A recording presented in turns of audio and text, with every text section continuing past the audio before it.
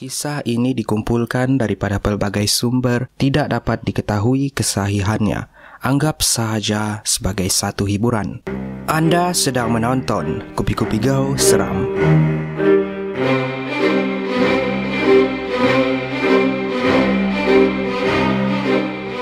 Anda bersama saya Ikram. Kisah seram pada malam ini ialah Highland Tower, satu nama yang telah terpahat di dalam sejarah di negara Malaysia, di mana telah berlaku satu kejadian runtuhan pada salah sebuah bangunan daripada 3 buah bangunan apartmen di Ulu Kelang, Selangor. Kejadian berlaku pada 11 Disember 1993. Mengikut kepada laporan, angka korban runtuhan terbabit adalah seramai 48 orang, tetapi ianya dipercayai adalah lebih ramai yang terperangkap dan masih tertanam tidak ditemui sehingga kini. Selepas berlakunya runtuhan, 2 lagi blok di kawasan itu dan beberapa blok di sekitarnya telah dikosongkan di atas faktor keselamatan. Jadi, dengan kesan tapak runtuhan dan sebahagian mangsa yang tidak dapat dijumpai sehingga kini, bersama 2 bangunan yang telah tidak berpenghuni selama 2 tahun, apa agaknya yang akan kamu rasakan jika kamu berada di sana keseorangan buat masa ini? Sanggupkah kamu menerima tawaran sebanyak 1 juta untuk bermalam di tingkat atas sekali di salah sebuah bangunan apartmen tanpa sesiapa seorang diri? Ini adalah 3 kisah seram dan misteri dikumpul dari pelbagai sumber internet, media cetak dan dari pengalaman mangsa sendiri di Highland Tower. Menurut kepada cerita dari penduduk kawasan berhampiran, terdapat sebuah kisah yang ganjil dan pelik telah berlaku serentak dengan runtuhan bangunan Highland Tower pada tahun 1993. Kisah ini diceritakan sendiri oleh saksi kejadian, di mana seorang amah Indonesia yang bekerja dengan sebuah keluarga Melayu yang tinggal di blok berhampiran, iaitu di blok 2, telah menyaksikan 2 lelaki misteri yang lengkap memakai serban dan berjubah putih sedang menggoncang dan menolak bangunan di blok 1 diiringi dengan bacaan dari kedua-dua orang misteri tersebut. Apa yang membuatkan kisah ini menghairankan? Saksi yang menceritakan kisah ini juga sanggup bersumpah apa yang disaksikannya adalah dari matanya sendiri. Mengikut kepada laporan saksi kejadian, bangunan tersebut telah runtuh secara menyengit seperti sedang ditolak dan bukan jatuh menjunam ke bawah. Sebelum saya meneruskan kisah seterusnya, ingin saya nyatakan di sini, kisah ini tidak dapat disahkan kesahihannya. Anggap saja sebagai satu hiburan. Kisah seterusnya. Pengalaman yang dilalui oleh seorang pemandu teksi di ibu kota yang diceritakan ini memang agak menyeramkan dan berlaku di tengah malam. Ceritanya begini. Ketika itu, waktu adalah hampir pukul 1 pagi. Seorang pemandu teksi yang baru sahaja menurunkan penumpang di sekitar ibu kota bercadang untuk pulang ke rumahnya di Gombak kerana kepenatan dari pagi keluar mencari rezeki. Di dalam perjalanan memandu pulang dari pusat bandar, seorang wanita telah menahan teksinya, dan kerana mereka merasa kasihan melihat wanita tersebut berseorangan di tengah malam, pemandu teksi itu membuat keputusan untuk memberhentikan teksi dan bertanya di mana dia mahu pergi. Wanita itu berkata dia mahu pulang ke rumah. Apa yang agak pelik? Semasa menjawab pertanyaan, wanita tersebut menundukkan kepalanya ke bawah. Pemandu teksi itu pun berniat untuk menghantar wanita itu kembali ke rumahnya, walaupun dia agak keletihan pada waktu itu. Apabila ditanya, di mana rumah wanita tersebut? Katanya, di Taman Hillview, Highland Tower. Pemandu teksi tersebut agak bersyukur kerana Taman Hillview terletak di sepanjang laluan ke rumahnya di Gombak. Jadi, dia boleh menggunakan lebuh raya MRR2 untuk ke sana. Tetapi di dalam masa yang sama, dia terlupa bahawa salah satu bangunan di situ telah runtuh dan bangunan di sekitarnya juga tidak berpenghuni lagi kerana telah berpindah atas arahan pihak berkuasa. Setelah kira-kira 10 minit berlalu, ketika kedua-duanya diam membisu, secara tiba-tiba pemandu teksi tersebut teringat akan peristiwa runtuhan bangunan di situ yang baru sahaja terjadi. Dan beliau terus merasakan ada sesuatu yang tidak kena dengan wanita yang ditumpangkannya ini. Pelbagai persoalan timbul. Siapakah wanita ini? Masih adakah lagi penghuni yang belum berpindah? Jika ada pun, berani betul wanita ini tinggal di situ kerana sudah pasti kawasan itu sudah tidak selamat lagi untuk dihuni.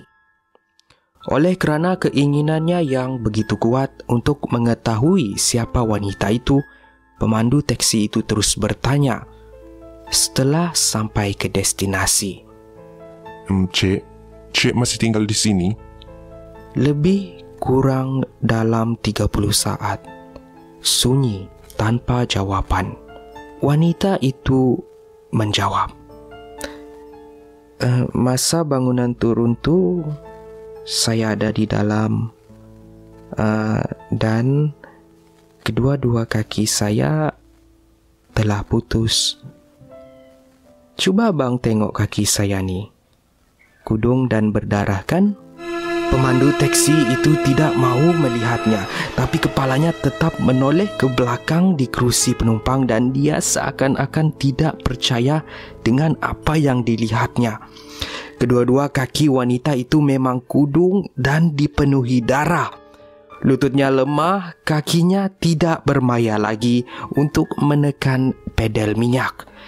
Dia hanya mampu memandang dan terkaku apabila wanita itu membuka pintu teksi dan turun sambil merangkak menuju ke arah runtuhan bangunan tersebut, sehingga wanita itu hilang dari pandangan matanya.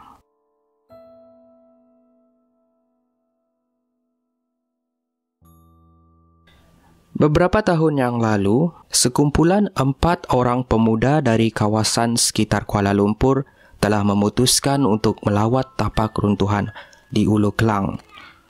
Kebetulan, pada malam itu adalah malam Jumaat. Sebut sahaja malam Jumaat secara semula jadi. Sejak zaman dahulu sehinggalah kini, pemikiran orang kita akan mengaitkannya dengan malam yang mudah untuk melihat atau berjumpa dengan hantu dan makhluk halus.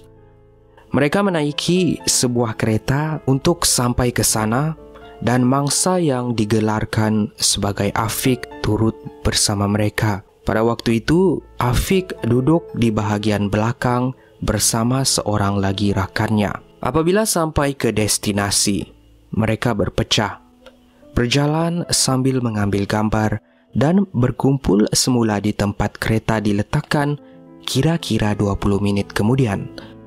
Setelah berpuas hati dan bersetuju untuk pulang, mereka pun masuk ke dalam kereta dan meninggalkan Highland Towers dengan bermacam-macam cerita yang dialami mereka dari pengalaman melawat tapak runtuhan itu sebentar tadi. Biarpun mereka rancak berborak dengan pelbagai cerita, mereka perasan satu perkara ganjil yang berlaku pada kawan mereka, Afiq.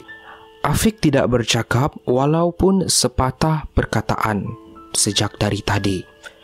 Walaupun setelah mereka sampai ke restoran untuk minum, Afiq tidak memesan apa-apa minuman ataupun makanan. Dia hanya mendiamkan diri dan menunduk memandang lantai. Tetapi masing-masing buat tidak tahu kerana tidak mahu mengganggu kalau-kalau dia sedang memikirkan masalah dirinya ketika itu. Sementara menunggu pesanan yang dimintas, mereka menyambung kembali perbualan yang terhenti ketika mereka membuat pesanan minuman tadi. Tiba-tiba, telefon bimbit salah seorang dari mereka berbunyi.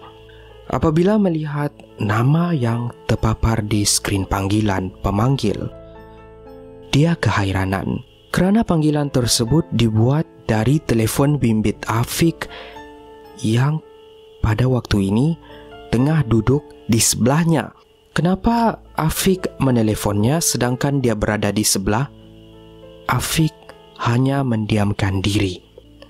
Afiq dilihat seperti tidak melakukan apa-apa dan tidak juga dia memegang telefon bimbit. Apabila keadaan menjadi semakin bingung, pemuda tersebut menjawab panggilan Afiq untuk mendapatkan kepastian apakah yang sedang berlaku.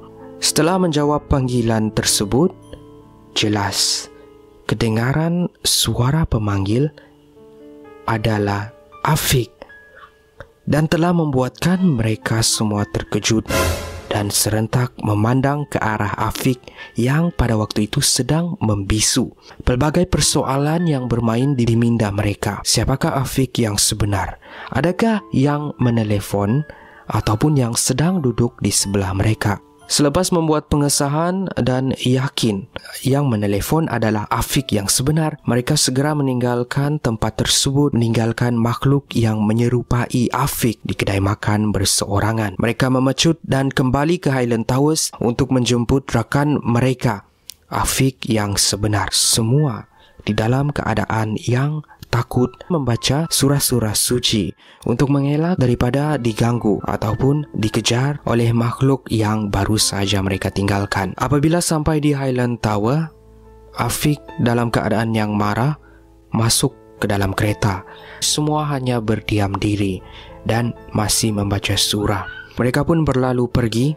Setelah jauh daripada Highland Tower, mereka menceritakan perkara yang telah terjadi kepada Afiq yang sebenar. Apa yang menakutkan? Salah seorang daripada mereka terlihat makhluk yang menyerupai Afiq berada di tingkat atas sekali, merenung ke bawah, melihat kenderaan mereka dengan mata yang merah. Sejak daripada hari itu, mereka sudah tidak pergi di Highland Tower untuk mengelak makhluk tersebut daripada mengganggu mereka lagi. Terima kasih kerana menonton Kopi-Kopi Go Seram. Pastikan anda subscribe ke Kopi-Kopi Go dan tekan ikon lonceng di sebelah butang subscribe untuk mendapatkan mesej apabila kisah seram dimuat naik. Kisah seram akan dimuat naik pada pukul 10 malam daripada hari Isnin sehingga hari Jumaat. Apapun kisah ini tidak dapat disahkan kesahihannya, saya akan tinggalkan link di description di bawah supaya anda boleh membaca versi tulisan daripada redmafla.blogspot.my.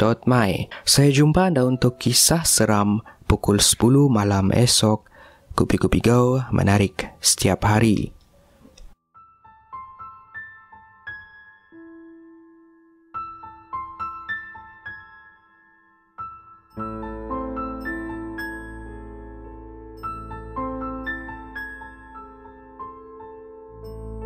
Kisah seram pada malam ini ialah, saya ada pengalaman yang saya tidak akan dapat lupakan sepanjang hayat. Pengalaman ini tentang Villa Nabila.